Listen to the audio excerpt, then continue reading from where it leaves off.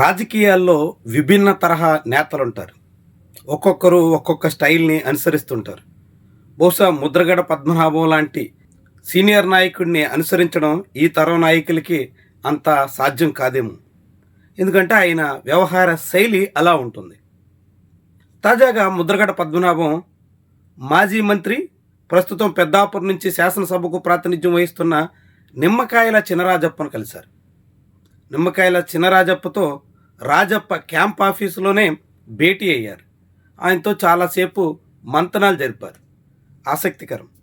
YSRCP PAC మెంబర్గా ఉన్న Mudragada Padmanabham, Telugu Desam party senior నేతగా పోలిట్ బ్యూరో సభ్యుడిగా ఉన్న చినరాజప్పతో భేటీ అయిన తీరే విశేషం. ఇది ముద్రగడ శైలిని చాటుతున్న విషయం.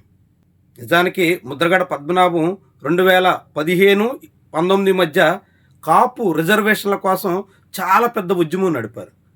ఆ సమయంలో చినరాజప్ప ఆంధ్రప్రదేశ్ రాష్ట్ర హోంశాఖ మంత్రిగా వ్యవహరించారు. ఆ కాలంలోనే ముద్రగడ మీద పోలీసులు తీవ్రమైన నిర్బంధాన్ని ప్రయోగించారు.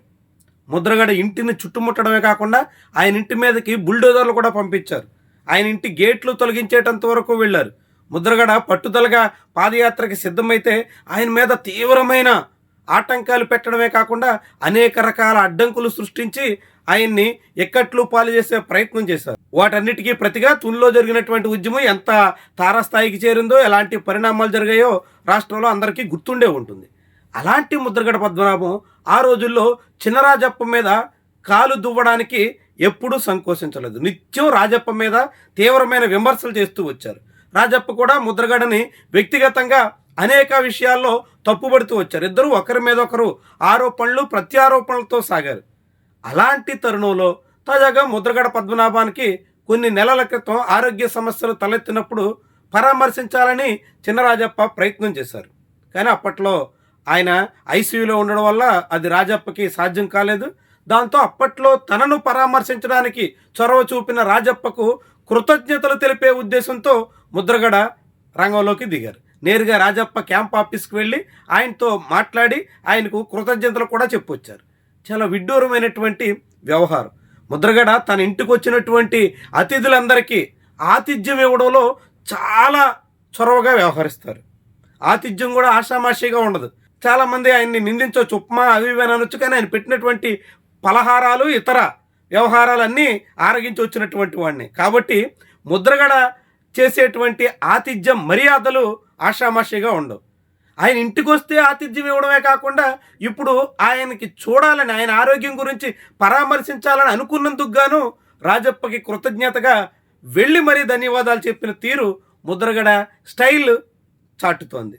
రాజకీయాల్లో దాదాపు 4.5 దశాబ్దాల అనుభవం కలిగినటువంటి ముద్రగడ ఈ తరహాలో సాగుతున్నటువంటి వైనమే ఆసక్తికరమైనటువంటి విషయం.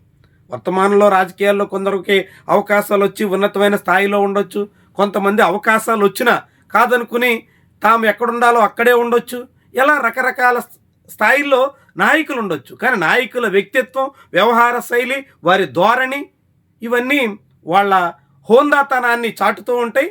అలా ముద్రగడ పద్మనాభం చినరాజప్పను స్వయంగా కలిసి ధన్యవాదాలు చెప్పడం ద్వారా హోందాతనం ప్రదర్శించినట్టుగా భావించాల్సి ఉంటుంది. రాజకీయాల్లో వర్తమానంలో ఉన్నటువంటి చాలామంది నేతలు ప్రత్యర్థి పార్టీలో ఉన్నటువంటి వాళ్ళంతా తమకు పూర్తిగా శత్రువులన్నట్టు, ఇక వాళ్లతో ముఖం కూడా చూపించకూడదన్నట్టుగా కొంతమంది కుర్ర నేతలు రెచ్చగొట్టే ధోరణి చేస్తున్నటువంటి తరుణంలో ముద్రగడ వంటి వాళ్ళ వ్యవహారం, వాళ్ళు చాటుకున్నటువంటి హోందాతనం ఇవన్నీ కూడా చాలామందికి ఆదర్శప్రాయంగా కూడా ఉంటాయని చెప్పొచ్చు.